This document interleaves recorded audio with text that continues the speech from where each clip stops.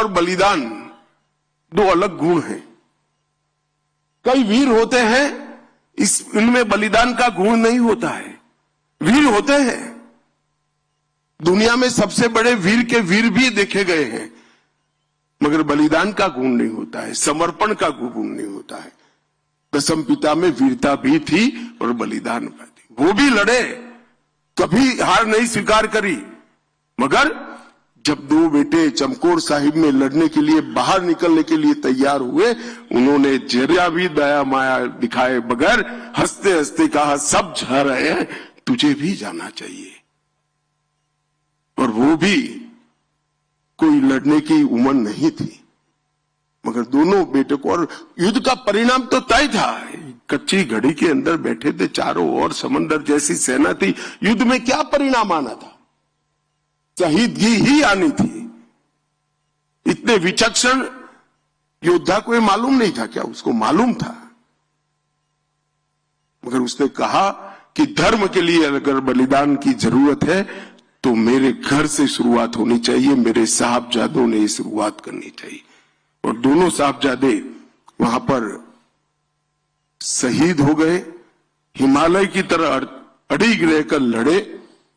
भूख, प्यास, भय, संख्या की विषमता, इस सब होने के बावजूद भी लड़े। और बाबा अजीत सिंह जी और बाबा जुझार सिंह जी 18 साल और 14 साल, 14 साल के बाबा जुझार सिंह जी जब गए तो मुगल भी दांतों में उंगली दबाकर देख गए कि किस मिट्टी से गुरु गोविंद सिंह जी बने हैं। अपने बेटे को, 14 साल के बेटे को यहां लड़ने भेज दिया। और मित्रों, ये बहुत बड़ी बलिदान के संस्कार को सालों तक आगे ले जाने वाला ये पल था। और जब दोनों बेटे जिंदा दीवार में चुन लिए गए और वो पिता के मन में कोई भाव नहीं होंगे ऐसा नहीं है, मगर उन्होंने इस भाव को कभी ऊपर नहीं आने दिया। और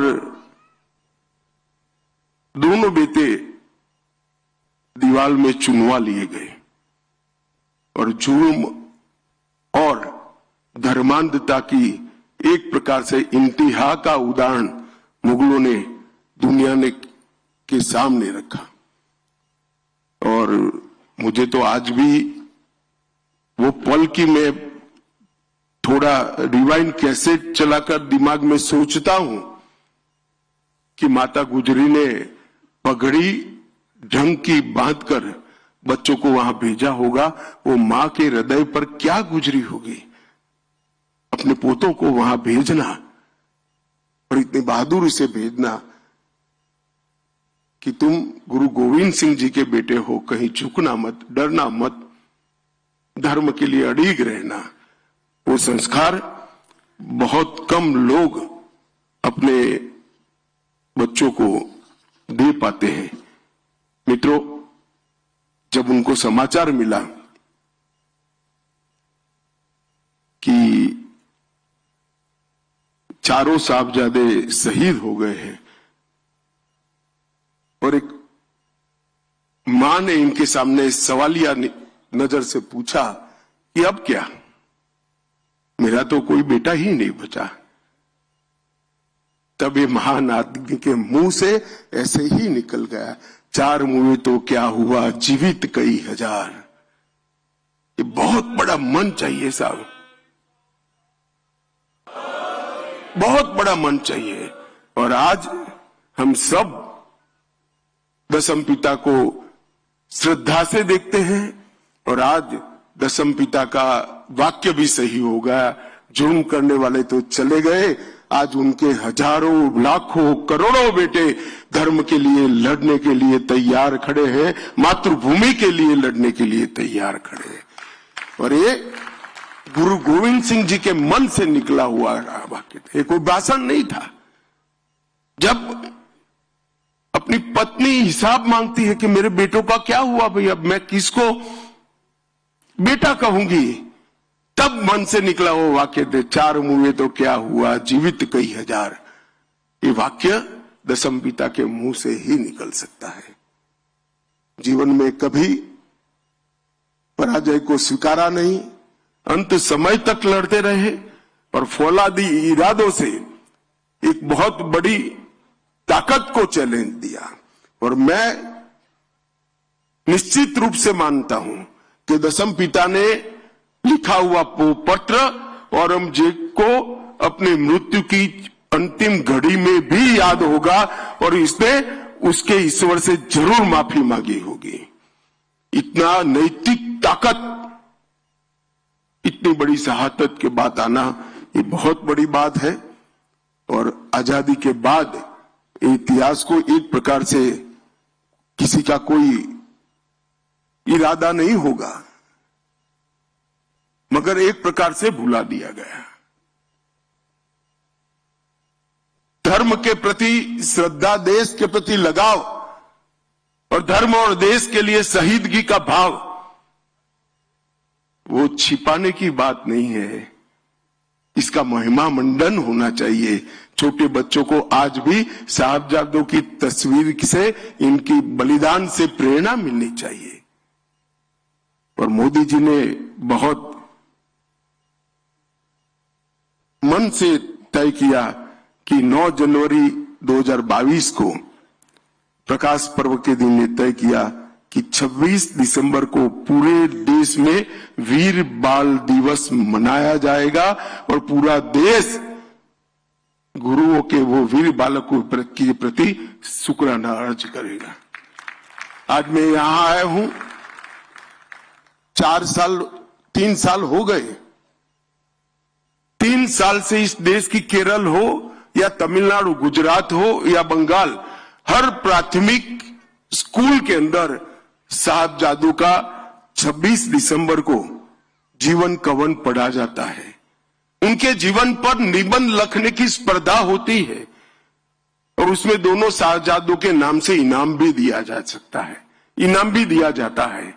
आप कल्पना करिए कितने करोड़ों बच्चों के लिए आज ये दोनों वीर बालक, गुरु के दोनों साहबजादे, दोनों शहीद बालक हमारे, वो प्रेरणा का स्रोत बन गए और कई पिताओं के लिए भी स्रोत बने।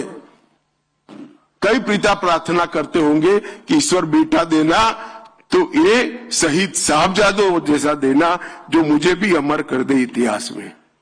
और ये बात जब ये सप्ताह मनाने का तय किया और वीर बाल दिवस को हमने बहुत मन के साथ मनाने की शुरुआत करी है भारत सरकार ने, सभी राज्य सरकारों ने इसकी सहायता की है। किसी भी पार्टी की हो, किसी ने मना नहीं किया। हर पार्टी की राज्य सरकारों ने इतनी सहायता की है और आज देश भर में साहबजादों को याद किया जाता है। मित्रों, एक प्रकार से नरेंद्र मोदी जी बहुत भाग्यवान प्रधानमंत्री हैं। इसलिए नहीं कि 3 बार चुनाव जीत गए, 3 बार प्रधानमंत्री बने।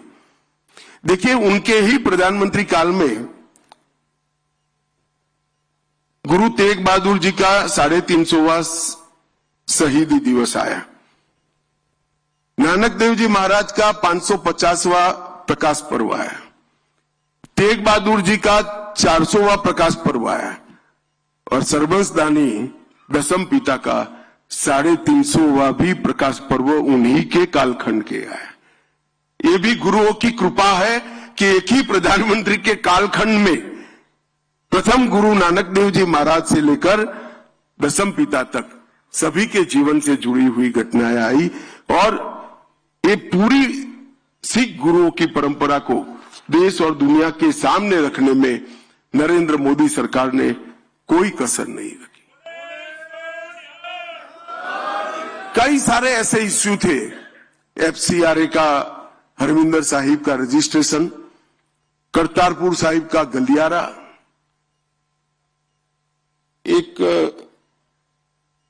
इसके साथ साथ 3 दशक के बाद सिख दंगों के जितने भी पीड़ित है वो केसों को रीओपन कर जिन्होंने गुनाह किया था उनको जेल के पीछे डालने का काम किया, 5 लाख रुपया मुआवजा दिया और अब सैनी साहब नौकरी भी ढूंढ कर दे रहे हैं। मैं तो बहुत धन्यवादी हूं सैनी का कि इन्होंने इतने समय के बाद परिवारों को ढूंढकर नौकरी देने का काम किया।